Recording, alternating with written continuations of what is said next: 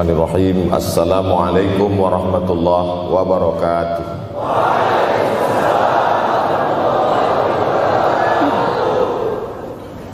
Alhamdulillahi wa kafa, wassalatu wassalamu ala al-habibil mustafa wa ala alihi wa ashabihi ahli tuqa wal wafa.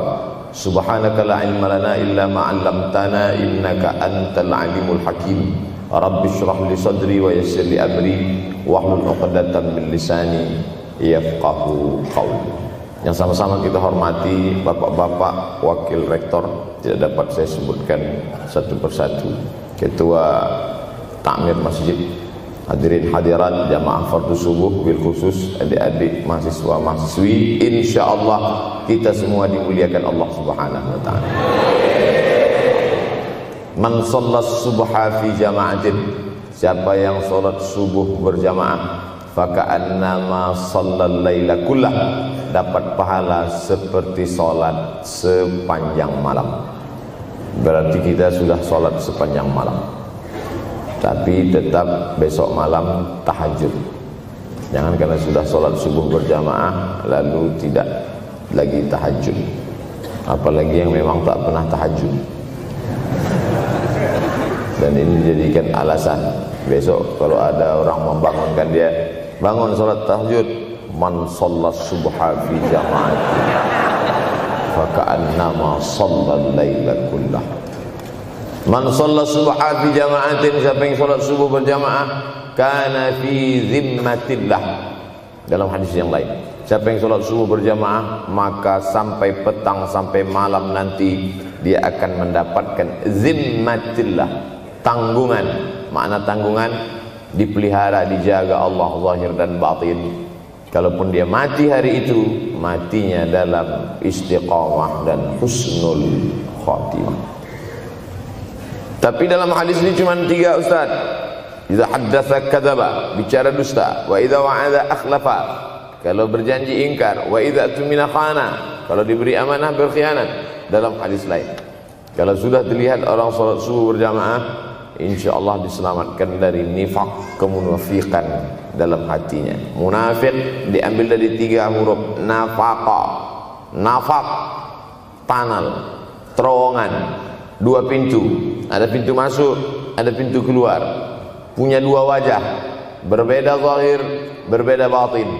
Tapi salah satu tanda adalah pada sholat subuh. Mudah-mudahan Allah menyelamatkan kita dari sifat munafik.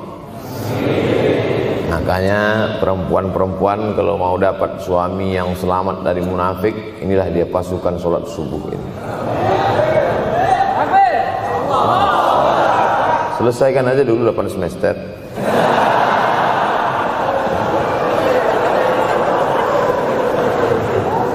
Imam Abu Ja'far Al-Barzanji menulis dalam syairnya, walamma tamma min hamlihi, ketika sempurna hamil Aminah, syahrani 2 bulan, ala ashhuril aqwalil marwiyah, menurut riwayat yang masyhur, tufiya bil madinatil munawwarati abuhu Abdullah, meninggallah abuhu, bapaknya, bapak Nabi Muhammad SAW, Abdullah bin Abdul Muttalib bin Hashim bin Abdi Manaf bin Qusay, di kota Al-Madinah Al-Munawwarah. Ketika itu usia Nabi 2 bulan dalam kandungan.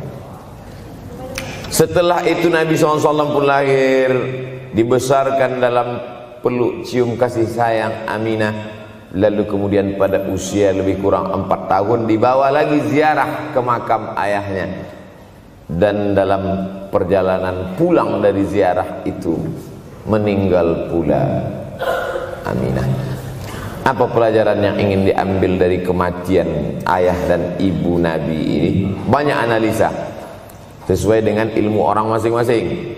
Bagi psikolog yang katanya pengaruh akal manusia itu dipengaruhi 4, maka kata mereka manusia ini berpikir itu dipengaruhi oleh pertama ayah, yang kedua ibu, yang ketiga bacaan, yang keempat lingkungan.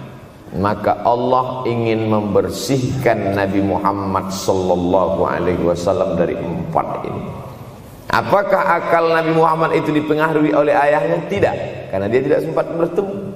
Apakah Nabi Muhammad SAW itu akalnya dipengaruhi oleh ibunya? Tidak, karena 4 tahun sudah meninggal dunia. Apakah Nabi Muhammad SAW itu dipengaruhi oleh bacaannya? Tidak, karena Nabi tidak bisa membaca. Walladzi ba'atsa fil ummiyina rasulan minhum. Allah yang mengutus dia kepada umat yang ummi, la yaktub wa la yaqra, tak menulis dan tidak membaca. Minhum, dan dia bagian dari mereka, dia juga tidak bisa tulis baca. Apakah Nabi Muhammad SAW itu dipengaruhi oleh lingkungannya? Tidak, karena di lingkungannya zina begitu bebas, tipu muslihat, dan dia tetap dengan jati dirinya bergelar Al-Amin, orang yang paling amanah menurut para psikolog. Tapi ada analisa lain. Mengapa ayahnya meninggal ketika dia berusia 2 bulan dalam kandungan, dan belum sempat pula dia mendapatkan kasih sayang seorang ibu? Di situ pula dia meninggal dunia, ibunya saat dia berusia 4 tahun. Maka salah satu analisanya adalah Allah ingin menjaga Nabi Muhammad SAW tidak sempat durhaka pada ayah dan ibunya, karena orang yang durhaka tak layak menjadi Rasul utusan Allah Subhanahu wa ta'ala. Makanya sehebat-hebatnya bapak Nabi Ibrahim bernama Azar. Apa kata Azar? Wa idh qala Ibrahimu li abihi Azara. Ingatlah ketika Ibrahim berkata kepada bapaknya Azar, atattakhidhu asnaman alihah. Mengapa engkau menjadikan berhala ini sebagai Tuhan, wahai bapakku Azar? Apa jawab Azar? La illam tantahi, kalau kau tidak berhenti menceramahi saya, la arjumannaka, aku lempar engkau pakai batu. Wahjurni maliya, tinggalkan aku untuk waktu yang sangat lama. Pergi sana, kata Azar. Apa jawab Nabi Ibrahim alaihissalam? Salamun alaika, selamat untukmu wahai ayahku Azar. Aku akan memohonkan astaghfirulaka rabbi, memohonkan ampun kepada Allah dosa-dosamu supaya diampunkan Allah. Innahu kana bi hafiyya, sesungguhnya Allah amat sangat sayang dan mengabulkan doa-doa. Nabi Ibrahim sempat bertemu dan tidak melawan, tapi Nabi Muhammad SAW beda dengan Nabi Ibrahim. Allah buat Ibrahim tidak melawan, tapi ayahnya menjadi durhaka kepada anak. Sedangkan Nabi Muhammad SAW dua-dua dan dijaga Allah Subhanahu wa ta'ala. Nabi Muhammad dijaga sehingga tidak sempat durhaka kepada Abdullah dan Aminah, dan Allah pula menjaga Abdullah, menjaga Aminah, sehingga tidak sempat menyakiti manusia yang paling mulia, Nabi besar Muhammad sallallahu alaihi wasallam. Saya tidak memilah-milih nabi-nabi, karena kita memang tidak boleh la nufarriqu baina ahadim mir rusulih. Kita tidak boleh membeda-bedakan antara satu nabi dengan nabi yang lain. Lalu yang membedakan itu siapa? Allah Subhanahu wa ta'ala. Dari cara panggilnya saja berbeda. Kalau Nabi Adam dipanggil Allah, ya Adam uskun anta wa zawjukal jannah. Nabi Yahya dipanggil Allah, ya Yahya khudhil kitaba biquwwah. Nabi Isa dipanggil Allah, ya Isa inni istafaituka 'alan nas. Tapi Nabi Muhammad SAW, Allah tidak pernah manggil dia ya Muhammad. Allah panggil dia dengan dua sebutan. Pertama, ya ayyuhar rasulu balligh, wahai rasul. Dalam panggilannya yang lain, ya ayyuhan nabiyyu jahidil kuffar. Bukan kita yang membedakan, Allah yang membedakan cara panggilan untuk Muhammad sallallahu alaihi wasallam. Begitu juga dengan berdoa. Kalau Nabi Musa alaihissalam, dia yang berdoa, Rabbis rahli sadri, lapangkan dadaku, wa yassirli amri, mudahkan urusanku. Tapi Nabi Muhammad tidak berdoa, Allah langsung memberi. Apa kata Allah? Alam nashrah laka sadrak. Apakah belum kulapangkan dadamu? Wa rafa'na laka dzikrak, kami angkat beban. Allazi anqadha dhahrak, yang membebani pundakmu. Belum dia berdoa, sudah dikabulkan Allah, karena janji Allah kepada dia, wala saufa yu'tika rabbuka fatarda, apapun yang kau mau akan kuberi. salah satu penyebab Allah memberi apa yang dimau sebelum meminta adalah kalau tidak pernah durhaka kepada orang tua. Oleh sebab itu judul yang diberikan kepada saya, Ustaz Abdul Somad, nanti tablik akbar di kampus Universitas Ahmad Dahlan, apa temanya? Biasanya saya diberikan tema untuk anak-anak muda meraih masa depan bebas narkoba dan pacaran. Apa temanya untuk anak-anak muda? Bagaimana pokoknya. Tapi di Universitas Ahmad Dahlan saya diberi tema. Apa temanya? Birrul walidain. Masya Allah. Saya bilang alhamdulillah. Untung saya nggak dikasih tema birruz zaujatain. Artinya apa? Sehebat apapun prestasi akademikmu, kalau sampai tidak memuliakan orang tua, hampa di hadapan Allah Subhanahu wa ta'ala. Ada seorang laki-laki, kata Nabi, kalau nanti dia datang kemari minta doa sama dia karena doanya makbul. Sahabat heran, karena sahabat itu definisinya man laqiyan Nabi sallallahu alaihi wasallam wa amana bihi wa mata 'alal Islam. 3 definisi sahabat: orang yang berjumpa dengan Nabi, beriman dengan Nabi, dan matinya dalam keadaan Islam. Maka itu disebut dengan sahabat menurut ilmu hadis. Makanya ketika saya menjelaskan itu ke mahasiswa, Aisyah yang merupakan sahabat Nabi, komplain mahasiswa. Mohon maaf Ustaz keliru. Aisyah itu bukan sahabat tapi istrinya. Kita bicara ilmu hadis. Makna sahabat, man laqiyan Nabi, berjumpa dengan Nabi, wa amana bihi, beriman dengan Nabi, wa mata 'alal Islam, mati dalam keadaan Islam. Abu Lahab ketemu dengan Nabi tapi tidak beriman dengan Nabi dan mati dalam keadaan kafir, maka tidak masuk golongan sahabat. Tapi ini ada seorang laki-laki hidup sezaman dengan Nabi dan Nabi mengenal dia, dan Nabi berpesan nanti kalau dia datang ke kota Madinah minta doa dari mulutnya karena doanya dikabulkan Allah Subhanahu wa ta'ala. Sahabat heran, kami yang hidup bersama engkau, kami yang berperang bersama engkau, kami yang sholat di Masjid Nabawi bersama engkau, kenapa doa dia lebih makbul daripada kami? Malah kami meminta doa dari mulut dia. Tapi tidak boleh membantah dan melawan Nabi. Pokoknya nanti kalau dia datang kemari minta doa kepada dia. Setelah Nabi Muhammad SAW meninggal dunia, laki-laki itu pun sampai ke kota Madinah, berjumpa dengan sahabat. Sesuai dengan yang dijanjikan Nabi, mereka pun meminta doa kepada dia. Namanya Uwais Al-Qarni. Makanya Uwais Al-Qarni tidak ada masuk dalam buku biografi sahabat. Kalau mau mencari biografi sahabat Nabi, buka kitab namanya Al-Isabah fi Tamyizis Sahabah, atau baca juga Usudul Ghabah fi Ma'rifatis Sahabah, atau baca juga Al-Isti'ab fi Ma'rifatil Ashab. Itu memang buku biografi isinya sahabat Nabi semua. Sahabat Nabi klasifikasi. Yang pertama, Al-Ashra Al-Mubashsharuna bil Jannah, 10 sahabat yang dijamin masuk surga.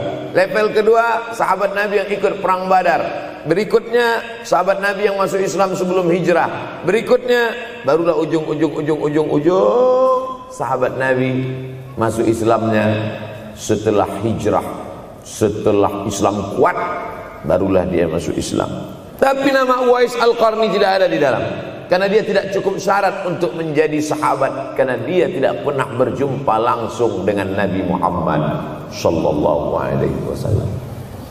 Tapi kenapa doanya makbul? Ternyata dia tidak berjumpa dengan Nabi bukan karena dengki, bukan karena musuh, bukan karena tidak beriman. Dia tidak jumpa dengan Nabi, salah satu sebabnya adalah karena dia menjaga ibunya di Yaman. Makkah di tengah, Yaman di bawah, Syam di atas, negeri Syam. Tak ada hubungan dengan negeri paman Syam. Syam di atas, Yaman di bawah, Makkah di tengah. Li'ila fi Quraisy, perjalanan orang Quraisy. Ila fihim rihlatash syita'i was-shaif, perjalanan syita musim dingin, shaif musim panas. Musim dingin mereka ke Yaman, musim panas mereka pergi ke negeri Syam. Kenapa dingin ke Yaman? Karena Yaman ini kalau musim dingin tidak terlampau dingin, salju tidak turun. Kalau pergi ke negeri Syam, salju turun. Palestina, Yordania, Suriah, Lebanon. Suriah, Lebanon ada salju. Maka musim panas Nabi pergi ke negeri Syam, karena kalau musim panas di Yaman panas sekali. Sedangkan ke negeri Syam panasnya tidak seberapa. Perjalanan orang Arab Quraisy ini diceritakan Allah, di negeri Yaman itulah tempat kampung Uwais Al-Qarni. Tidak sempat dia berjumpa dengan Nabi, tapi doanya lebih makbul daripada orang-orang yang berada bersama Nabi, karena keutamaan berbakti kepada ibu. Kalau sama ayah boleh ngelawan Pak Ustaz? Enggak juga. Jangan ini nanti dijadikan dalil. Kamu kenapa lawan bapakmu? Ada seorang laki-laki. Ini kadang jamaah pandai motong-motong ceramah saya, hanya untuk mencari pembenaran. Sedangkan kita ngaji ini mau mencari kebenaran. 1000 dalil bagi orang untuk mencari kebenaran, tapi ada 1001 hujjah untuk orang yang suka mencari pembenaran. Nah, jadi kalau saya bicara tentang ibu, sesungguhnya ayah sudah masuk. Karena tanpa ayah kita juga bukan apa-apa dan bukan siapa-siapa, walaupun jatah ayah sepertiga, sedangkan ibu lebih daripada itu. Man ahaqqun nas bi husni suhbati, siapa orang yang paling layak mendapatkan baktiku ya Rasulullah? Ummuka. Summa man, siapa lagi? Ummuka. Summa man, siapa lagi? Ummuka. Summa man, abuka. Itu yang menyusun itu Nabi SAW, bukan saya. Itu makanya ibumu, ibumu, ibumu, bapakmu. Kenapa Nabi 3 kali? Kenapa Nabi menyebut laki-laki 1 kali, perempuan 3 kali? Karena ibumu mengandung, ibumu melahirkan, ibumu menyusukan. Siapa yang mau dapat 3 kali? Coba yang 3 ini. Mengandung, melahirkan, menyusukan. 3 ini belum bisa dilakukan oleh laki-laki dimanapun. Adapun merubah wajah sudah bisa. Makanya ada lady boy, wajah lady, betis boy. Tapi untuk mengandung tidak bisa. Ana Rahman, aku ini Rahman, kata Allah. Syaqaqtur rahim wa ja'altu lahu isman min ismi. Aku ciptakan satu makhluk di dalam perut perempuan, maaf, namanya rahim, dari namaku. Ini yang belum bisa dibuat dokter dimanapun di dunia ini, menciptakan rahim, belum bisa. Andai terpecah rekor ini, maka kebanggaan luar biasa bagi LGBT.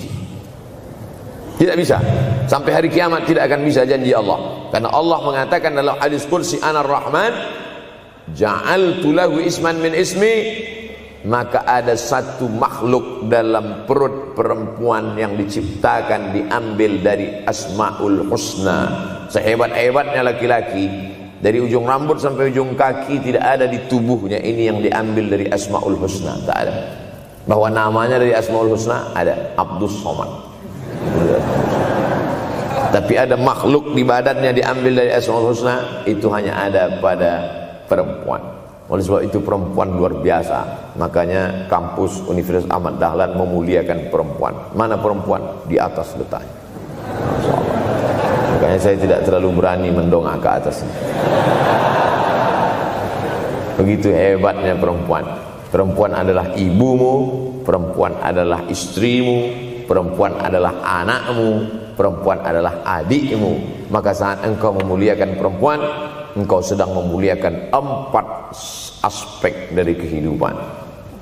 Ketika Nabi Muhammad SAW diutus Allah ke atas muka bumi ini, salah satunya adalah mengajarkan manusia bagaimana menempatkan pada posisinya.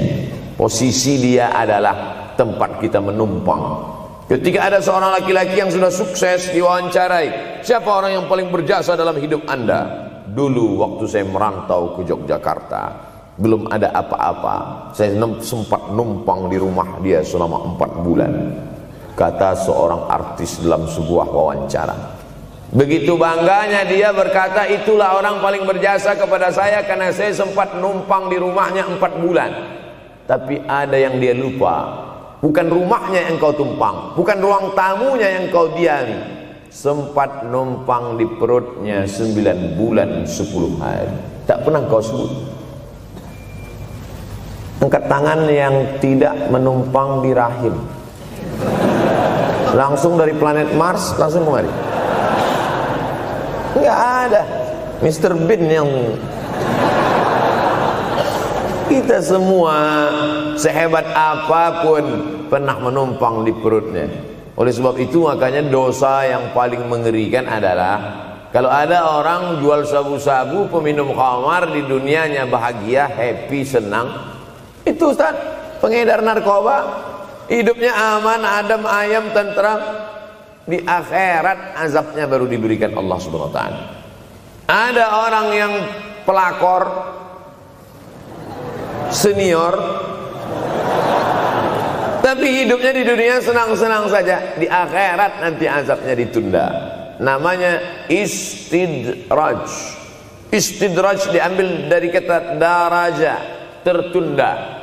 Azab yang tertunda. Sudah jadi judul sinetron. Azab yang tertunda. Tapi ada satu perbuatan dosa yang pasti di dunia dirasakan. Apa itu? Durhaka pada orang tua.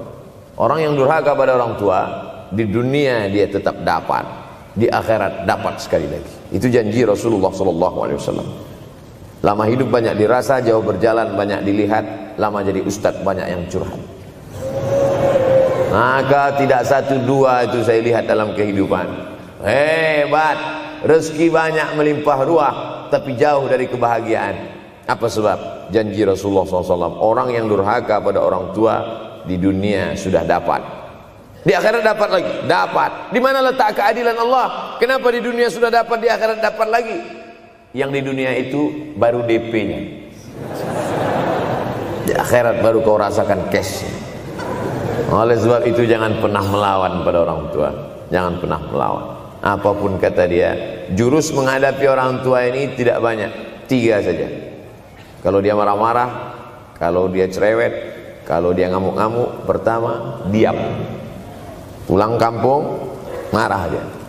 Saya bolak-balik kirim uang belanja, kenapa kamu IP-nya 2,0? Diam. Yang kedua, diam. Yang ketiga, diam. Kalau belum bisa membahagiakan, jangan susahkan dia. Kalau belum bisa menunjukkan prestasi, jangan susahkan hatinya. Jangan sampai belum ketemu dengan wajah kita pun dia sudah susah hati. Baru nama kita muncul di HP-nya, kumat darah tingginya. Bunyi handphone dia lihat nama kita di situ, langsung berubah detak jantung. Karena ternyata bukan nama kita di situ dia buat. Siapa? Troublemaker. Oleh sebab itu jangan susahkan orang tua. Saya tidak ujuk-ujuk langsung jadi ustadz. Saya sempat jadi mahasiswa terlama di dunia. Saya kuliah di Mesir tahun 1998 sampai 2002. 4 September 1998 menginjakkan kaki di Kairo. November pulang tahun 2002. Tidak pernah sekalipun saya menyusahkan orang tua saya. Tak pernah saya minta uang pada mereka. Sampai almarhumah emak saya bertanya, kau makan apa di sana? Makan nasi, saya bilang. Dari mana dapat uang? Beasiswa saya cukup, mak. 162 pon. 50 untuk makan, 50 untuk rumah, tinggal 62. 20 dibagi lagi untuk ongkos, 20 untuk buku, 20 disimpan, mana tahu demam sakit gak ada uang. Sampai pulang. Sampai akhirnya dia kasih tanya, gimana caranya ngirim uang supaya nanti di akhirat kalau Allah bertanya, pernah gak ngirim uang? Pernah. Ya, saya tak mau menyusahkan. Saya menganggap kalau nanti saya minta hatinya susah, Kalau nanti saya banyak minta, saya tak bisa balas, maka saya bukan berarti mengajak adik-adik tidak minta uang. Saya paham, tak semuanya dapat beasiswa. Artinya minta. Cuman kalau minta ya pulang nanti sampaikan ke orang tua, saya sudah dengar ceramah Ustaz Somad, maka saya tidak minta lagi, Mas. Tidak.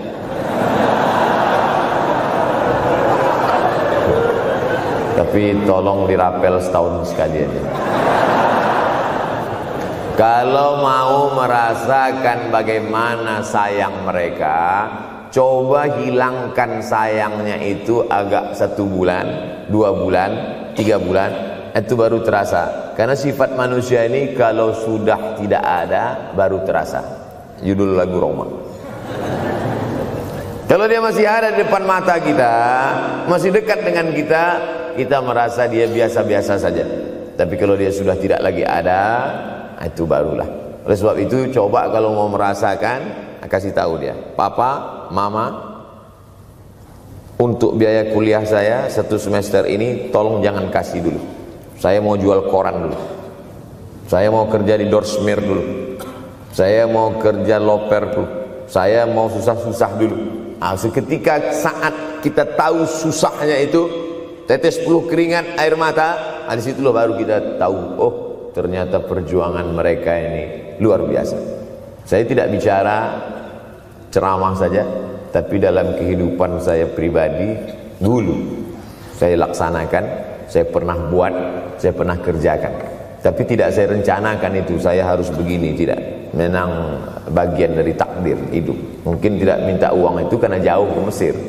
Kalau seandainya dekat, sering juga minta. Nah, memang dikondisikan saya untuk terbang jauh ke Mesir, lalu kemudian setelah jauh itu tidak meminta, tapi kemudian setelah pulang berjumpa, sempat bersama orang tua.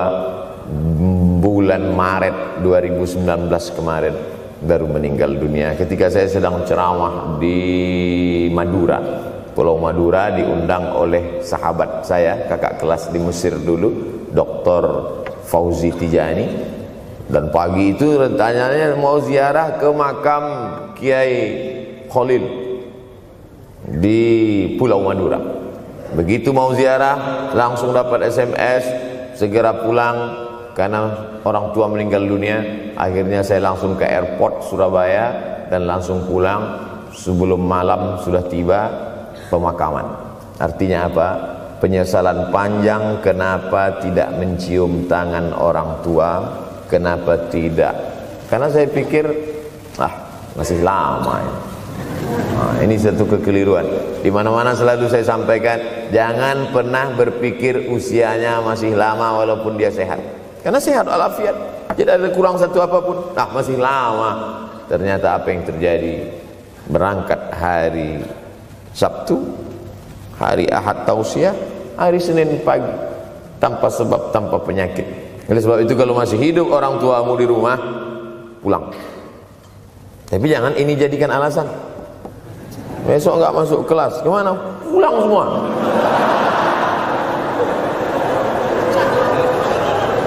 Pulang sesuai dengan kondisi, situasi dan keadaan. Pulang. Kalau masih bisa membahagiakan dia apa makanan kesukaannya, belikan. Suka makan apa dia, belikan. Itu yang dia inginkan. Andai kita gendong dia dari Yogyakarta berangkat ke kota Makkah, sampai di Makkah tawaf 7 putaran, dari Safa ke Marwah, pulang lagi ke Jogja, belum tentu dapat membayar sekali teriakan dia saat mengeluarkan kita ke alam dunia. Jadi banyak orang terlalu membanggakan. Saya sudah banggakan dia Pak Ustaz, saya sudah bayarkan ONH-nya. Berapa? Baru DP-nya. Sudah merasa berbakti kepada orang tua? Belum. Makanya digunakan kata birrul walidain. Kenapa Allah tidak menggunakan kata husnul walidain? Hasan baik, jayyid baik, thayyib baik, khair baik. Tapi yang dipakai birrul walidain. Hanya satu-satunya kata untuk orang tua dipakai birrul walidain. Karena kata birru adalah sifat Allah Subhanahu wa taala. Makanya di antara Asmaul Husna ada Al-Barrut Tawwab, Allah yang punya sifat itu.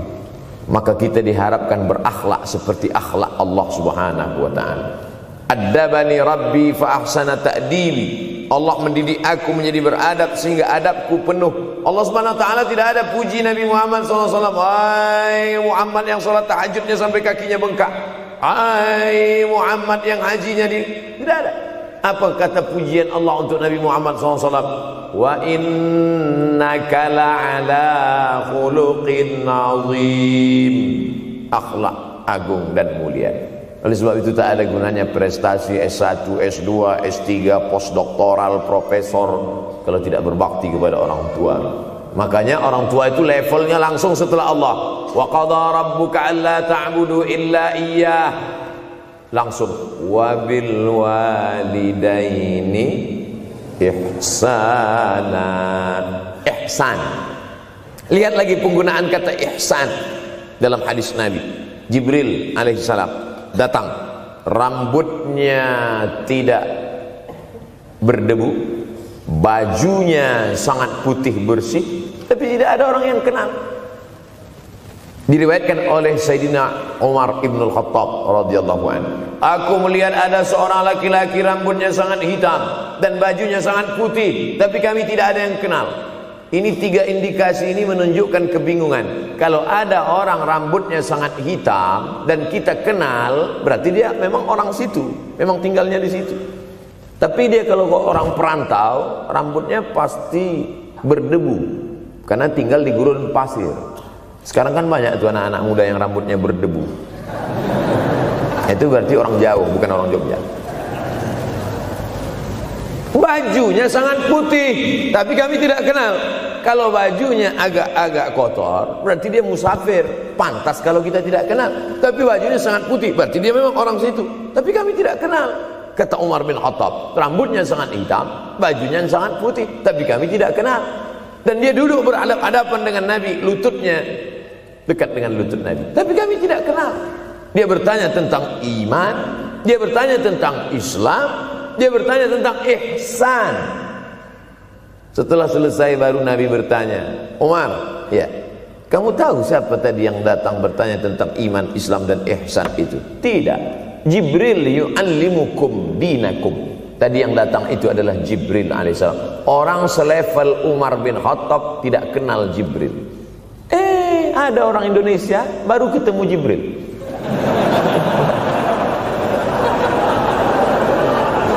Umar bin Khattab kalau lewat di suatu jalan, kalau Umar bin Khattab lewat jalan Sudirman, maka setan lari ke jalan lain. Ini ada orang satu perjalanan sama setan, ngaku kenal dengan Jibril alaihissalam. Makanya kalau baca hadis, satu hadis, tapi analisa dari hadis itu banyak sekali. Umar tidak kenal dengan Jibril kecuali setelah Nabi Muhammad SAW yang bercerita mengenalkan. Dari mana Nabi tahu? Nabi dapat wahyu dari Allah Subhanahu wa ta'ala. Tapi ada analisa lain. Apa maknanya? Allah menggunakan kata ihsan untuk orang tua, Nabi menggunakan kata ihsan untuk Allah. Ihsan untuk Allah, anta'budallaha ka'annaka tarah, kau sembah Allah seakan-akan engkau melihat dia. Fa illam takun tarah, kalau kau tidak bisa melihat dia, fa innahu yarak, sesungguhnya dia yang selalu melihatmu. Tidak pernah putus ihsan. Ihsan Allah kepada kita, tidak pernah putus pengawasan Allah. Bagaimana ihsan kita kepada orang tua? Tak pernah putus bakti walaupun dia sudah meninggal dunia. Makanya kita tetap membaca walaupun dia sudah masuk liang lahat, jam 2 malam bangun, Rabbil firli wali walidayya warhamhuma kama rabbayani shaghira. Ada seorang sahabat Nabi namanya Sa'ad. Sa'ad sudah jadi bahasa Indonesia. Banyak juga orang Indonesia laki-laki sifat Sa'ad. Orangnya Sa'id, artinya bahagia. Sa'adah, kebahagiaan. Jenenge sapa? Sangadah. Itu dari bahasa Arab. Sa'adatun, bahagia. Datanglah seorang laki-laki bernama Sa'ad menjumpai Nabi sallallahu alaihi wasallam. Ya Rasulullah, wahai Rasulullah, ummi matat, ibu saya sudah meninggal dunia. Afa atasaddaqu anha, kalau saya bersedekah kira-kira pahalanya sampai apa tidak untuk almarhumah ibu saya? Kata Nabi, tasaddaq, silakan engkau bersedekah. Ayu sadaqatu afdal, sedekah apa yang paling afdal? Saqiyul ma, memberi air minum. Memberi air minum, niatkan untuk almarhum almarhumah, kata Nabi, tasaddaq, silakan sedekah. Langsung tanpa pikir panjang, apa kata Sa'ad? Idzan ahfiru bi'ran, kalau begitu saya gali sumur sekarang juga, sumurnya saya wakafkan dengan niat almarhumah. Oleh sebab itu, yang orang tuanya sudah meninggal dunia, pulang dari sini jangan gali sumur, cukup telepon, assalamualaikum, sumur bor. Cari pondok pesantren yang kesulitan air, pergi ke kaki-kaki gunung, orang mencari air, satu jerigen nikul 5 km jalan. Di situ tempat minum lembu, kerbau, di situ juga mereka mengambil air. Cari, galikan, mengalir air sumur untuk mereka, mengalir pula sampai ke liang lahatnya. Itu bakti kita. Pulang dari sini, cari pondok pesantren, panti jompo, panti yatim. Assalamualaikum Bapak pimpinan yatim, saya lihat ini kamar mandinya sedikit, orang ngantri banyak, keran air tidak ada. Gimana ini? Berapa lagi yang perlu sumur bor di sini? Kami perlu kira-kira 5. Insya Allah. Bapak mau bantu? Enggak, nanya-nanya aja. Nih, ini akan menolong di hadapan Allah Subhanahu wa ta'ala. Tapi kalau dia masih hidup, masih ada, senangkan hatinya. Pulang dari Universitas Ahmad Dahlan Yogyakarta dengan membawa selembar kertas. Apa itu? Transkrip nilai semester ini IP 4. Siapa yang tidak bangga? Bangga orang tua. Saya pulang dari Mesir, saya bawa ijazah LC. Satu lagi ijazah dari Maroko, MA. Ini mak, ijazah LC MA. Saya lihat dia nampaknya tak bahagia. Karena dia dulu waktu saya kecil nyuruh saya, kamu mesti doktorandus. Itulah cita-cita ya dia yang tidak sampai. Saya mesti doktorandus. Di mana mau mencari titel doktorandus kan? LCMA.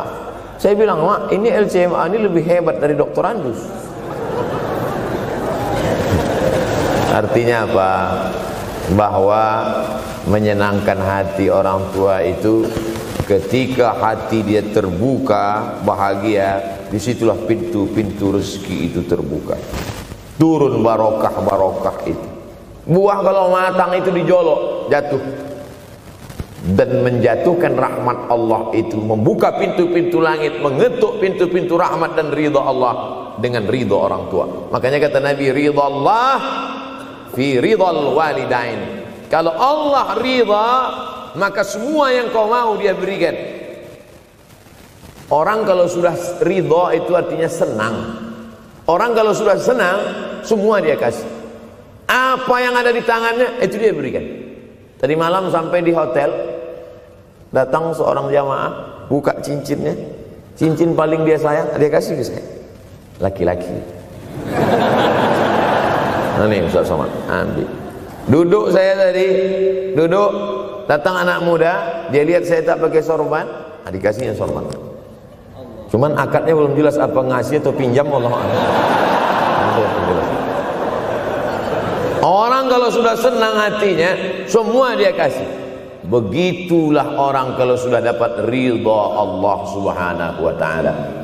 Kita baru berharap dapat ridha Allah. Makanya habis salat subuh selalu diajarkan, raditu billahi Rabba, aku ridha engkau sebagai Rabbku ya Allah. Apakah Allah ridha terhadap kita? STJ, status tak jelas. Cara mendapatkan ridha Allah, pancing dengan ridha orang tua. Senangkan hatinya, terbuka pintu rezeki. Makanya sulit hidup kita, sempit. Dari kerut kening kita udah kelihatan. Kenapa? Karena tidak ada ridha Allah akibat tidak pernah menyenangkan hati orang tua. Senangkan orang tuamu, jadikan dia seperti raja, maka rezekimu akan melimpah seperti rezeki raja-raja. Bukan hadis Nabi, dapat saya dari grup WhatsApp. Senangkan saja hatinya, apa yang dia mau beri, tapi dengan cara yang halal. Nah, ini harus dalam kurung syarat dan ketentuan berlaku. Jangan gara-gara ceramah ini nanti pulang kalian ke rumah, papa, mama, ini ada mobil, ini ada rumah, ini berangkat pergi haji. Wow, orang tua senang, 2 bulan KPK. Innallaha thayyibun, Allah maha suci, la yaqbalu illa thayyiban. Allah tidak menerima kecuali yang suci-suci saja. Wa anfiqu, berinfaklah. Wa anfiqu, bersedekahlah. Wa anfiqu, berwakaflah. Wa anfiqu, berzakatlah. Min thayyibat, yang baik-baik. Yang tidak baik tidak diterima Allah Subhanahu wa taala. Kamu lagi ngapain? Nyuci. Lagi ngapain? Nyuci. Pakai air apa? Air kencing. Begitu kata Syekh Abdul Wahab Asy-Sya'rani dalam kitabnya Tanbihul Mughtarrin. Tanbih, peringatan. Mughtarrin, pada orang yang tertipu, menyangka sedang berbuat baik padahal sebenarnya tidak baik. Itu yang disindir Allah dalam Al-Quran. Wa yahsabuna annahum yuhsinuna sun'a. Mereka menyangka sedang berbuat baik. Ini juga tidak betul. Niatnya sudah baik, membahagiakan orang tua, tapi caranya tak betul. Mama, papa, alhamdulillah kuliah saya sudah selesai, ini skripsi saya.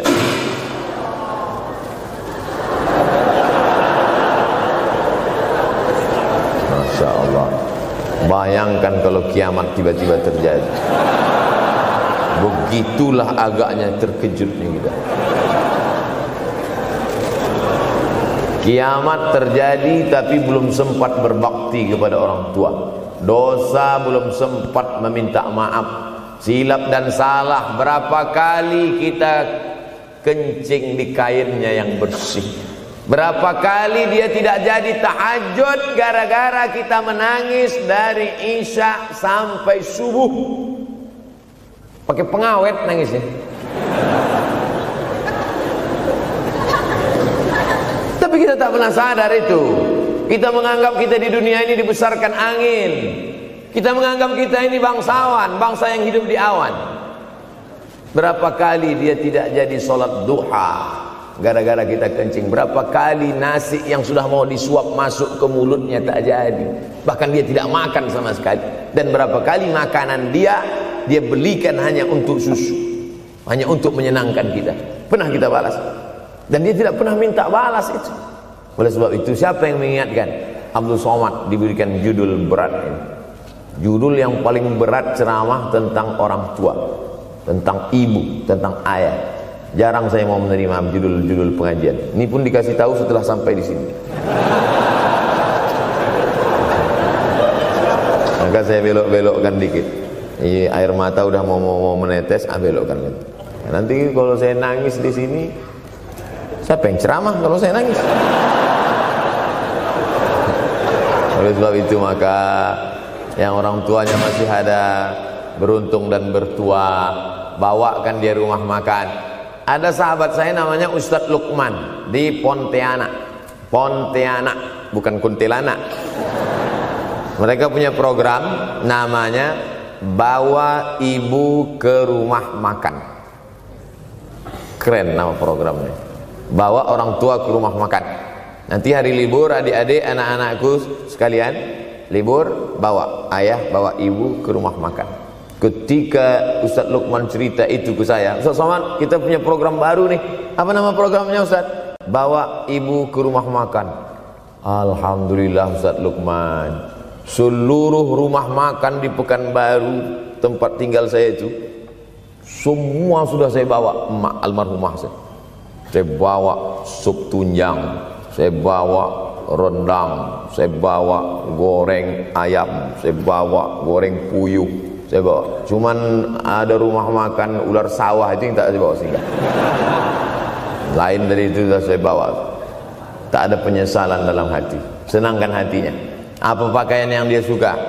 Orang tua itu tidak minta yang besar, asal ada saja. Pulang dari Yogyakarta sampai ke rumah, ini tadi ada nampak sedikit tanda terkenang. Kalau banyak makan sendiri. Ketika dia senang melihat itu, bahagia hatinya, nampak senyum di tepi bibirnya, pada saat itulah rahmat Allah terbuka. Pada saat itulah ridha Allah datang. Mengapa sulit mencari pekerjaan? Mengapa payah mencari penghidupan? Salah satu yang mempersempit ridha Allah itu adalah karena tidak berbakti kepada orang tua. Oleh sebab itu maka judul tema yang diberikan birrul walidain, berbakti kepada orang tua, bahagiakan. Ini ada juga ini anak-anak yang sudah sukses ini, papa, mama sudah meninggal, papa jangan risau, silakan terbang ke Yogyakarta, ada adik di sana, silakan terbang ke Surabaya, ada kakak di sana, silakan terbang ke Kuala Lumpur, ada keluarga di sana, jangan hiraukan. Kata bapaknya, kalian terbangku saja kalian pikirkan, kemana aku hinggap tak kalian pikirkan. Ada sebagian orang ketika ibunya meninggal dunia, marah dia, mengamuk dia anggap kebahagiaan itu sudah hilang, padahal membahagiakan orang tua dua-dua adalah tanggung jawab kita. Kalau dua-duanya sudah tidak ada Pak Ustadz, masih ada keluarga. Ada keluarga. Al-khalah bimasabatil saudara ibu, kakak ibu, adik ibu, sama seperti ibu. Sambung lagi silaturahim, buat dia senang, buat dia bahagia. Man ahabba yubsatalahu fi rizqihi, siapa yang mau lapang rezekinya, wa yunsa'alahu fi azarihi, dipanjangkan umurnya, falyasil rahimahu, hendaklah dia menyambung tali silaturahim. Saya ceramah di satu kota. Sampai di kota itu saya melihat rumah besar, megah, mewah, seperti istana. Cuman saya segan mau nanya, nggak mungkin saya tanya, Pak, ini hasil dari apa? Saya tengok, saya ngangguk. Kawan-kawan saya yang ikut di situ seperti ngelihat kucing semuanya. Mantap. Setelah duduk, makan, habis makan, minum, habis itu sahibul bait yang punya rumah pun cerita. Ustadz Abdul Somad, iya Pak.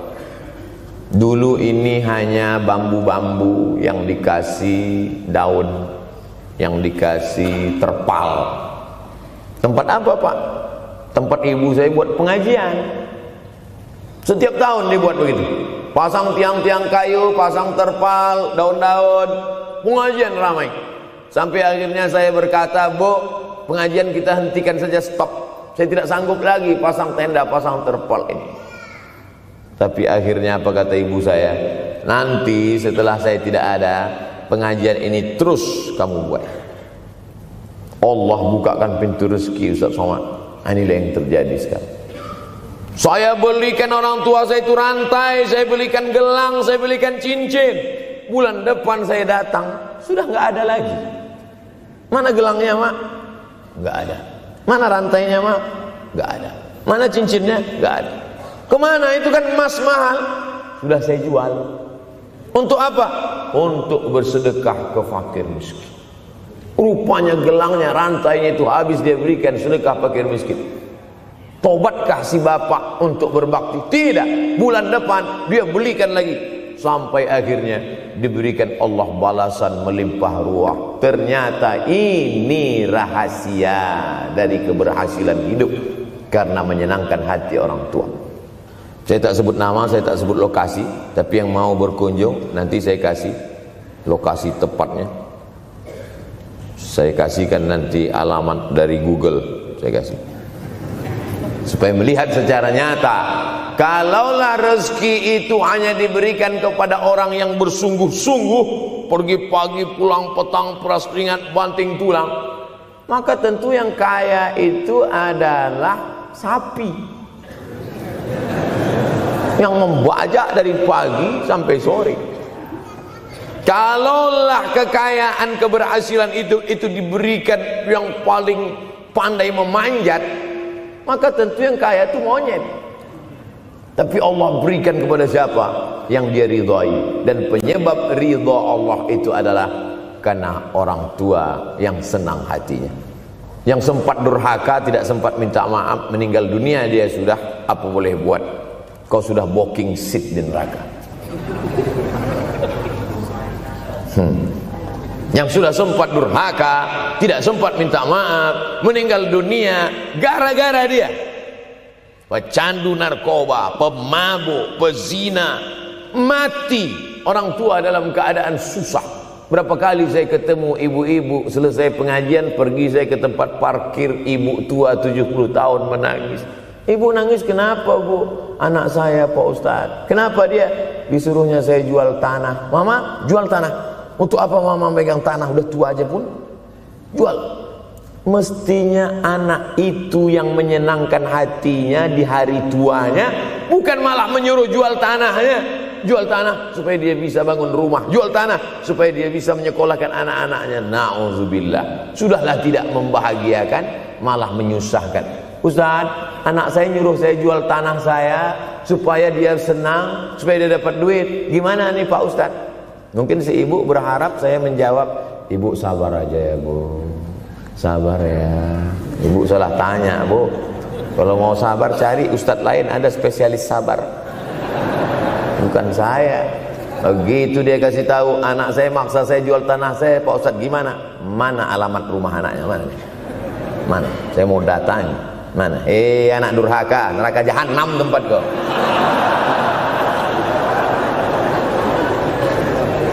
Tak mau dia ngasih alamat. Rupanya dia takut nanti anak saya malah marah sama saya, Pak Ustadz. Saya kasihan. Mudah-mudahan Allah berikan kekuatan pada ibu. Tapi cerita ini bukan satu dua contoh kasus. Ternyata zaman sanggup memperkarakan pengadilan hanya karena sebatang pohon kayu. Atau cuma saya yang dapat berita aja? Adik-adik ada juga dapat kiriman itu. Sanggup memperkarakan sebatang pohon kayu. Padahal kalau kau jual semua kebunmu itu, belum tentu dapat menebus.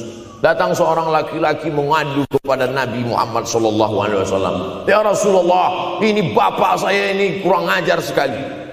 Bapaknya kurang ajar. Ambilnya harta saya ya Rasulullah. Gimana ini ya Rasulullah? Apa kata Rasulullah SAW? Anta wa maluka li abik. Anta sampai ke tempat kita jadi ente. Anta wa maluka, ente, harta ente, li abik, punya bapakmu. Jangankan hartamu yang di rumah itu, dirimu pun punya bapakmu. Nabi membela, seolah-olah Nabi berkata, apa yang diambil itu belum ada apa-apanya dibandingkan melepuh kulitnya untuk memberikan engkau sesuap makanan yang halalan thayyibah. Orang yang durhaka pada orang tuanya, insya Allah anaknya juga akan durhaka kepada dia. Oleh sebab itu maka jangan pernah durhaka. Kalau sempat durhaka lalu kemudian meninggal dunia dia Pak Ustadz, sudah meninggal pun tetap masih bisa berbakti. Pertama dengan doa, kedua dengan sodakoh. Kalau kebetulan rezeki banyak sodakoh. Kalau tidak ada rezeki melimpah, doa.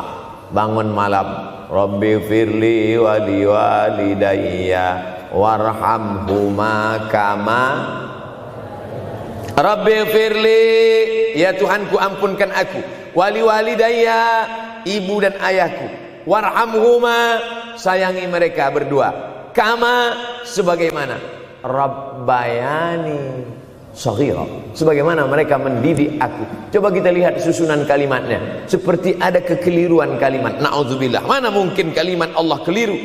Allah ingin menegur kita, sayangi mereka sebagaimana mereka mendidik aku.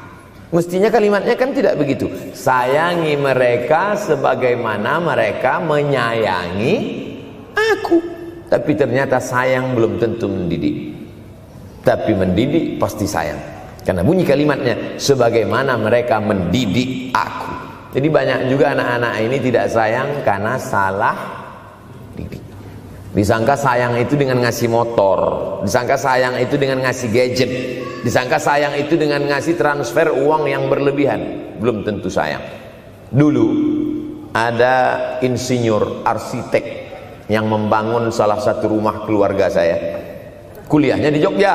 Cerita dia, dulu saya kuliah di Jogja, Ustadz Abdul Somad, insinyur. Terus teman kami sakit di kos-kosan.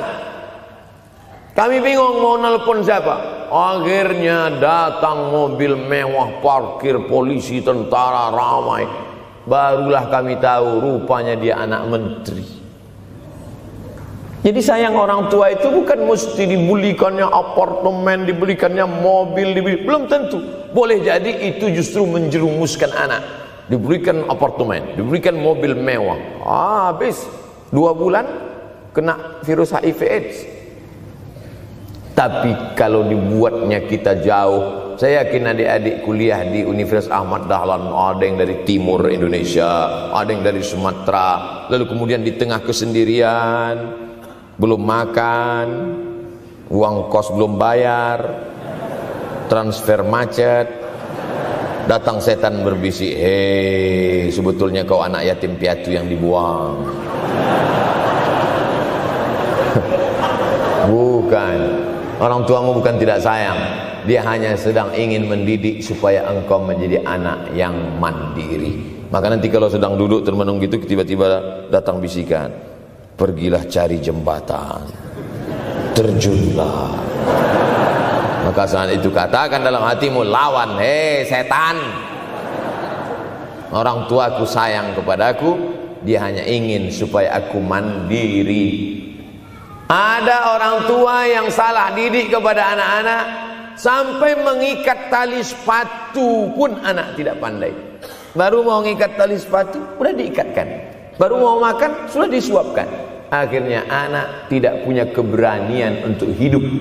Harta dia punya, uang dia punya, materi dia ada. Satu yang dia tidak punya, tidak ada mental. Tapi anak-anak, adik-adik Universitas Ahmad Dahlan adalah orang yang punya keberanian untuk hidup. Betul? Yang di hadapan saya ini, siapa yang tidak punya keberanian hidup? Ini yang jam 5:30 masih belum hidup lagi. Ada ini tidak punya keberanian untuk hidup, hidupnya terlambat.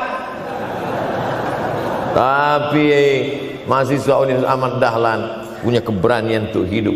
Bahkan mungkin dia lebih dulu hidup daripada saya. Lebih dulu bangun dia tadi. Alhamdulillahillazi ahyana ba'da ma amatana wa ilaihin nusyur. Tengok jam. Oh, rupanya masih jam 1. Tidur lagi. Saudara yang dimuliakan Allah Subhanahu wa taala. Maka my life, my adventure. Hidup saya adalah petualangan saya. Ini yang mau kita harapkan. Berani menghadapi tantangan. Ada orang yang menganggap hidup ini ya simpel-simpel aja lah Pak Ustadz. Tapi ada orang ingin hidup ini penuh dengan perjuangan. Sama seperti makanan. Ada orang simpel aja, nasi, kecap, telur rebus, dah cukup. Tapi ada orang mau ada goreng ayamnya, ada rendangnya, ada supnya, ada tom yamnya, ada lengkap semua. Begitu juga hidup ini. Ada orang yang simpel aja, ambil goreng ikan, makan. Tapi ada satu lagi enggak, pergi naik mobil sampai ke tepi hutan, naik motor, habis itu nyewa speedboat sampai di tengah laut mancing. Ujung-ujungnya ikan juga. Yang dia nikmati bukan ikannya, tapi yang dia nikmati adalah proses untuk mendapatkan ikannya. Faham? Itu enaknya ngomong sama mahasiswa. Coba kalau yang masyarakat biasa, kita udah capek cerita, selesai ada pertanyaan, Ustadz maksudnya tadi apa ya? Aduh, capek gitu. Saya terus terang kalau ceramah di depan mahasiswa ini bangkit semangat saya lagi. Ini sekarang rasa-rasa umur 24.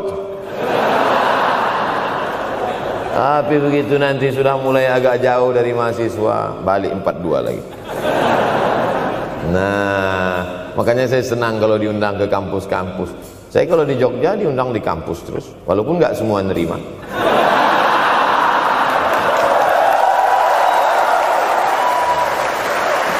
Saudara saudaraku yang dimuliakan Allah Subhanahu wa taala, maka kita harus sering-sering bersama. Apa ini takbir?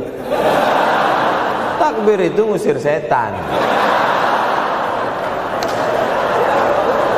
Tadi saya ceramah jam 4:30. Sekarang sudah jam 5:30 Artinya saya sudah ceramah 70 menit. Ini sudah keluar dari kode etik.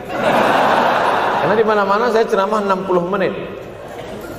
Kenapa bisa Ustaz Somad ceramah 70 menit di Universitas Ahmad Dahlan ini? Kenapa? Semangat.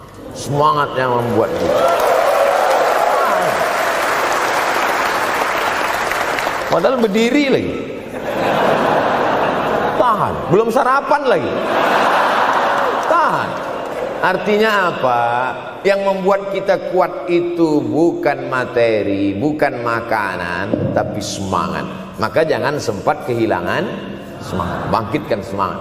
Semangat terus. Semangatnya apa? Semangat ingin membahagiakan orang tua. Kalau lupa, tulis. Biasanya mahasiswa ini kan suka lupa. Tulis di dinding kamar. Semangat bahagiakan calon mertua.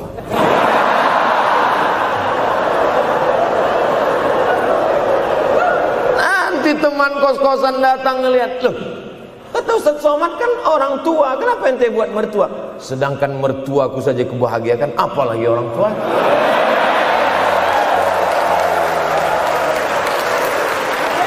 Begitu hebatnya. Cuman kadangnya kita hanya mendapat ini hanya di sinetron-sinetron saja. Real nyatanya di mana? Datanglah ke Universitas Ahmad Dahlan. Jadi hidup ini harus ada target yang mau dicapai.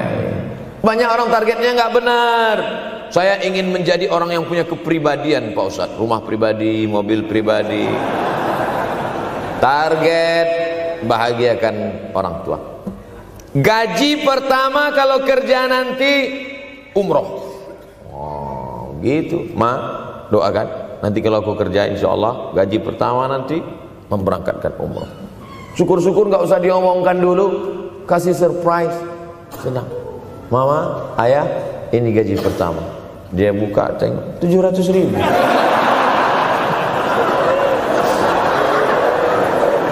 Menangis dia menerima gaji pertama itu, bukan karena harunya sikit. Gitu dia buka amplop, oh kok setitik dong.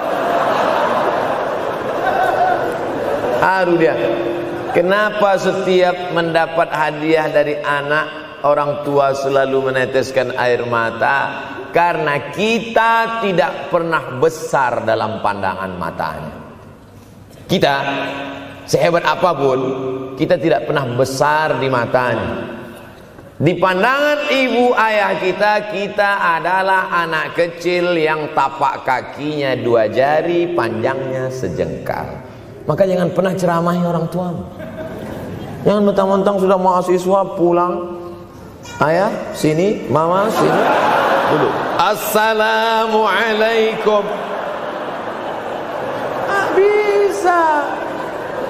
Karena kita tidak pernah besar di mata orang tua. Kita tetap kecil. Walaupun kamu sudah menikah, sudah punya istri, sudah punya anak, kau tetaplah anak-anak dalam pandangan dia. Oleh sebab itu jangan sok besar, jangan sok hebat. Kalau ada pesan yang ingin mau disampaikan, jangan melalui mulut kita, dipinjam mulut orang lain. Tokoh masyarakat, alim ulama, dia ngajinya di mana? Ada yang mau kita perbaiki, jilbabnya mungkin kurang panjang, mungkin ada kebiasaan dia yang kurang baik. Sementara kita udah ngaji, sudah belajar di Universitas Ahmad Dahlan, sudah terpelajar, membuat dia mau menjadi orang baik. Tidak mesti dari mulut kita, pinjam mulut orang lain. Assalamualaikum Pak Kades, pinjam mulut Pak Kades sebentar. Pak Kades, ayah saya kan orangnya baik sama Pak Kades. Iya, nanti kalau saya ngomong dia nggak dengar. Jadi saya mohon tolong Pak Kades. Pak Kades, ayah saya sampai sekarang belum sholat Pak Kades. Jadi tolong Pak Kades nasihati dia. Kata Pak Kades, saya juga nggak sholat. Hancur dunia persilatan. Oleh sebab itu senangkan. Ini banyak anak-anak yang udah ngaji, yang sudah aktivis masjid, merasa ingin orang tuanya baik, dia sendiri menceramahi, nggak ketemu, nggak connect dia. Ayah sini, orang yang tidak sholat neraka jahanam tempatnya. Sakit hati, meleleh air matanya. Sekali kau buat air matanya menetes, maka kau akan berenang dalam kesengsaraan. Jangan pernah buat dia menangis. Kalau dia nangis haru Pak Ustadz, nggak apa-apa. Cuman kita kan sulit membedakan mana air mata haru, mana air mata sedih. Sama-sama bentuknya air mata. Makanya ada ungkapan jangan menangis air mata buaya. Kenapa selalu kalau disebut air mata buaya? Karena memang buaya menangis bukan karena sedih, tapi karena kekenyangan. Buaya kalau habis makan orang, keringat, buaya itu tidak ada pori-porinya. Kita kalau berkeringat kan keluar pori-pori, ini keluar air. Buaya nggak ada. Satu-satunya tempat air keluar, nah itulah. Makanya menangis buaya, keluar air mata buaya. Maka jangan sampai kita nangis karena kekenyangan. Haru dia melihat pemberian kita. Di saat itu menetes air matanya, berdoa, dia memanjatkan doa, mengetuk pintu-pintu langit, terbuka. Masya Allah. Pantasan doa mahasiswa Universitas Ahmad Dahlan kabul, rupanya pintu terbuka. Doa kepada Allah Subhanahu wa taala. Kadang-kadang kita merasa doa kita yang dikabulkan Allah, kadang-kadang kita merasa sok hebat. Setelah dia meninggal dunia, barulah kita sadar rupanya selama ini kita hanya menumpang doa. Numpang, bukan doa kita yang dikabulkan Allah ternyata, tapi doa dia. Tapi dia tidak pernah cerita itu. Dia nggak pernah ngomong. Apa pernah dia panggil kita? Sini sebentar. Aku sudah capek doain itu. Pernah dia bilang itu. Dia cukup mengadu tengah malam, ya Allah, anakku ini jadikan dia berhasil kuliahnya ya Allah. Sudah hampir 14 semester nggak selesai-selesai. Dia mengadu kepada Allah Subhanahu wa taala. Ma, aku susah ini sekarang. Susah kenapa? Skripsiku ditolak terus. Pembimbing kemarin itu mempersulit terus. Berdoa dia tengah malam, ya Allah, lapangkan hati pembimbing itu supaya anakku cepat ya Allah. Kalau enggak, matikan dia ya Allah. Kabul. 2 hari setelah itu meninggal. Tapi kita tidak bisa request. Oleh sebab itu maka banyak-banyak dekatkan kepada orang tua, senangkan. Saya ceramah di Malaysia, dibawa jamaah ke mall. Ustaz Samad, esok kita tak ada tazkirah, tak ada tausiah. Kita nak pusing-pusing. Pusing-pusing maksudnya mutar-mutar. Pergilah kami ke mall. Sampai di lantai atas saya lihat anak-anak muda nyuapin orang tua. Ada restoran mahal, mewah. Itu kabarnya kalau mampir di restoran itu, makan, itu banyak yang nangis melihat harganya.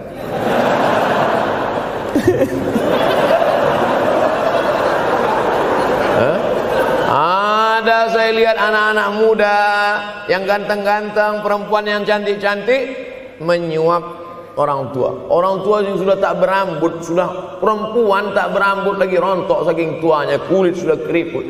Duduk, didorong pakai kursi roda, dibawa ke mall, sampai di situ diberikan restoran tercanggih, termahal, dia sendiri yang menyuapkan makanan. Ternyata bagi saudara-saudara kita Tionghoa, salah satu mengundang berkah menyenangkan orang tua. Itu keyakinan mereka. Kok kenapa ente kasih makan? Ya oke lah. Ajaran kita mengajarkan tapi kita tak amalkan. Ketika tetangga, kawan, sahabat kita mengamalkan, rezekinya melimpah, baru kita heran. Dia kok kaya ya? Iyalah, dia kan punya tuyul. Tuyul mana bisa bawa duit banyak? Nih keberkahan. Oleh sebab itu, jangan cuma sekedar ngaji-ngaji aja. Pulang dari sini, kalau memang tinggal di Yogyakarta atau di luar nanti pas liburan, sisihkan uang, bawa dia ke mall, bawa dia ke restoran, senangkan hatinya, bawa dia jalan-jalan. Cuman tetap juga yang logis. Kalau dia udah tua, janganlah dikasih kacang goreng. Sesuaikanlah, agar-agar kasih. Ini nggak perlu dikunyah. Kiri kanan gol, kiri kanan gol. Orang tua bawa kasih kacang, menyiksa itu. Saudara yang dimuliakan Allah Subhanahu wa taala, kenikmatan yang terbesar adalah ketika orang tua masih ada bersama kita. Kalau sudah tak ada, nanti saat Idul Fitri, Allahu Akbar, Allahu Akbar, Allahu Akbar, la ilaha, barulah menetes air mata. Mama. Saya kalau sudah menengok orang menangis terlalu berlebihan mengenang orang tua, ini pasti ada, kalau bahasa kampung kami, something wrong. Ini pasti ada sesuatu ini. Karena orang kalau sudah habis tumpah, dia tidak akan menetes lagi. Tumpahkan kasih sayangmu itu sampai habis ludes, dia tidak akan menetes lagi. Tak ada penyesalan, karena semua sudah kita berikan. Kalaupun menangis hanya tetesan kasih sayang. Tapi kalau sampai mencakar dinding, mama, ini pasti. Saya kalau ada orang yang menyesal sampai mencakar dinding, mau saya antukkan aja kepala yang gede. Dulu waktu hidup kenapa enggak opti? Sekarang udah mati baru kau menangis, ya? Senanda. Nah, tapi tentu sesuai kemampuan kita, karena kata Allah, la yukallifullahu nafsan illa wus'aha. Allah tidak membebani orang lebih dari semestinya. Ustaz ceramah sampai jam berapa ini? Sampai jam 6 insyaallah. Saya mau lengkapkan. Jam kita sama tuh. Oh, sama. Jam 6. Jam 6 maka saya ceramah 90 menit nanti di Universitas Ahmad Dahlan.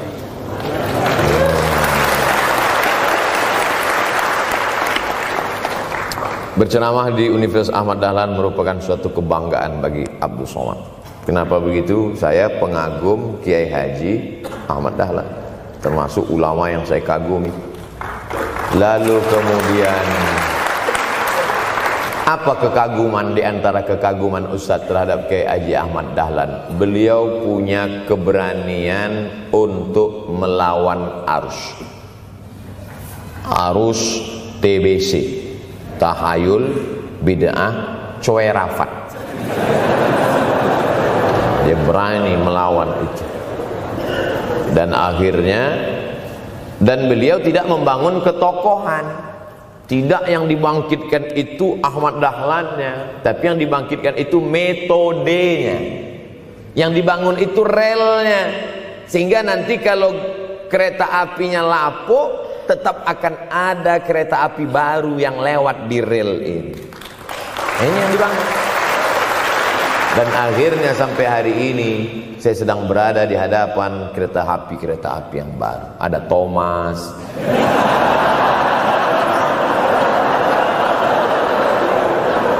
Kok Ustaz tahu Thomas? Anak saya paling suka itu. Satu koper kereta. Artinya apa? Bangun rel, maka akan ada lokomotif baru. Dunia boleh berganti, zaman boleh berubah. Idza waqa'an ala ahadikumul qiyamah, kalau kamu sudah mau mati, wa fi yadihi fasilah, di tanganmu ada bibit korma. Sudah mau mati, di tangan ada bibit korma. Apa yang kita lakukan? Ada sebagian orang kalau sudah mau mati, ya wes gua aja lah.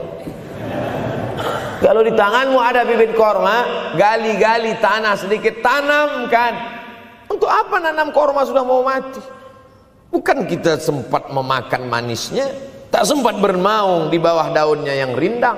Bukan kita yang menikmati, tapi ada orang lain dan pahalanya mengalir ke makam kita.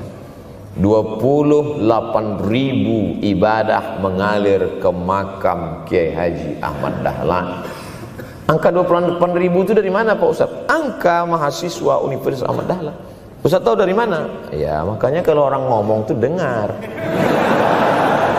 Makanya saya kalau diundang ceramah, Ustaz nanti sebelum ceramah kita ada acara makan dulu. Ya selama itu saya diam aja. ngumpul-ngumpulkan bahan.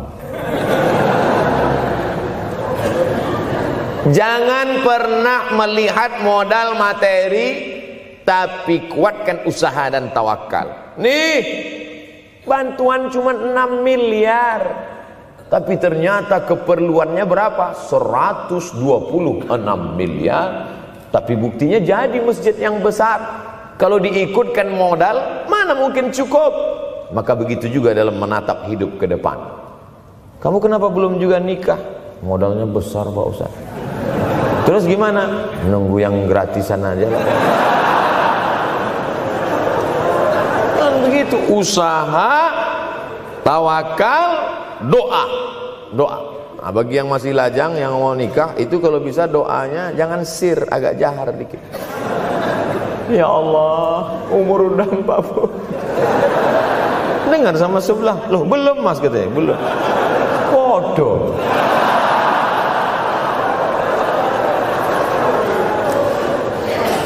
Kira-kira rezeki itu Allah yang ngatur atau kita yang ngatur? Allah. Makanya di antara Asmaul Husna Ar-Razzaq, yang maha memberi rezeki. Kalau Allah yang mengatur, mungkinkah Allah menyia-nyiakan kita? Tidak. Cicak di dinding, semua tahu, karena dari kecil kita memang sudah diajari lagu cicak. Cicak, cicak di dinding. Ada nggak pernah yang dinyanyikan lagu kadal? Ada. Kenapa mesti cicak? Coba tanya ibu kita yang dulu nyanyikan. Mama, kenapa cicak, Ma? Karena kalau buaya terlalu gede, nak. Kenapa cicak? Dia sedang mengajarkan kita bagaimana cicak dengan segenap kelemahannya. Cicak itu binatang yang lemah, hidupnya aja sungsang. Kita selalu berlawanan dengan cicak. Yang kata kita di atas, kata cicak di bawah. Tapi makanan cicak luar biasa. Apa makanan cicak? Helikopter, nyamuk. Cicak tidak bisa menggunakan tangannya, karena kalau dia pakai tangannya jatuh. Kadang pakai 4 aja jatuh. Selalu kan kejadian eksiden cicak jatuh. Cicak tidak pernah gunakan tangannya untuk makan, karena dia harus berpegang kuat. Apa yang dia pakai? Lidahnya. Lidahnya dia pakai. Nyamuk yang dia makan. Helikopter. Habis dimakan oleh cicak. Siapa yang paling hebat? Nyamuk. Makanannya darah. Nyamuk masih keluarga Dracula.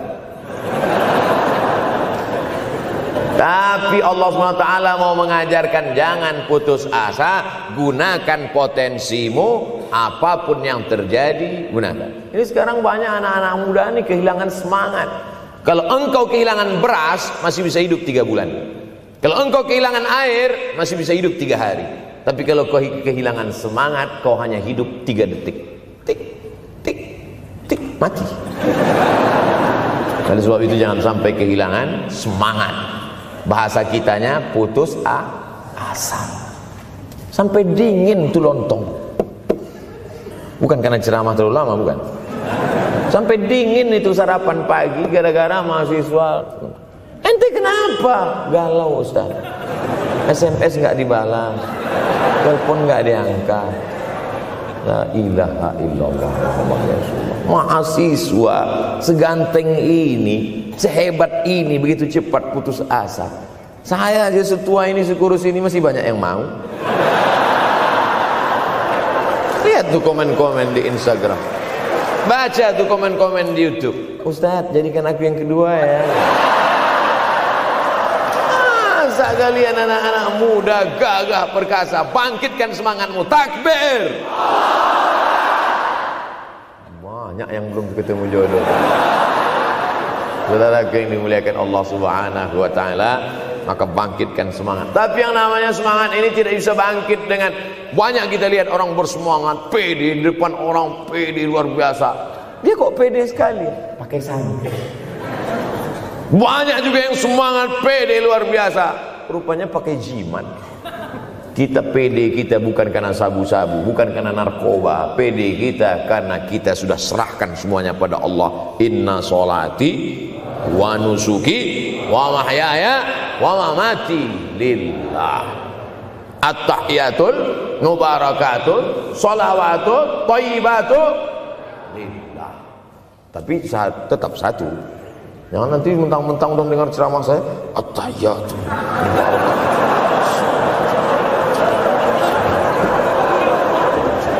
Dalam hati saja. Ini bukan punyaku ya Allah, ini semuanya punya Engkau, punya Engkau.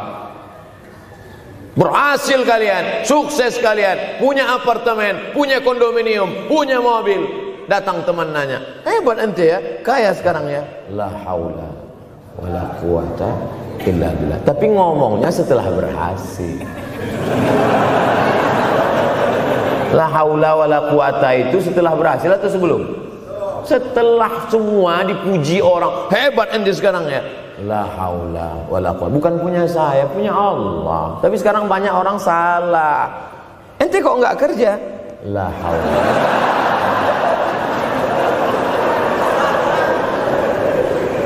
La haula wala quwwata illa billah. Subhanallah, masya Allah, tabarakallah. Menunjukkan manusia lemah, tak punya apa-apa. Dia ingin berkata, ini hanyalah punya Allah. Begitu juga dengan acara ini. Kenapa acara di masjid? Kenapa acara di kampus kemarin ramai melimpah ruah?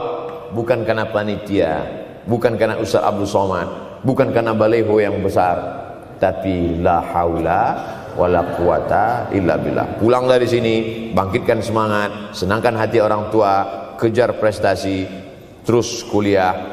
Mudah-mudahan semuanya selalu mendapatkan kebaikan. Amin ya rabbal alamin. Terima kasih atas segala perhatian. Mohon maaf atas segala kesilapan dan kekhilafan. Abdul Somad, hamba Allah yang fakir, mohon maaf. Berpisah kita di tempat ini, tapi kita tak pernah putus dalam persahabatan, karena kita selalu bersama, jauh di tempat, dekat di doa. Terima kasih. Wassalamualaikum warahmatullahi wabarakatuh.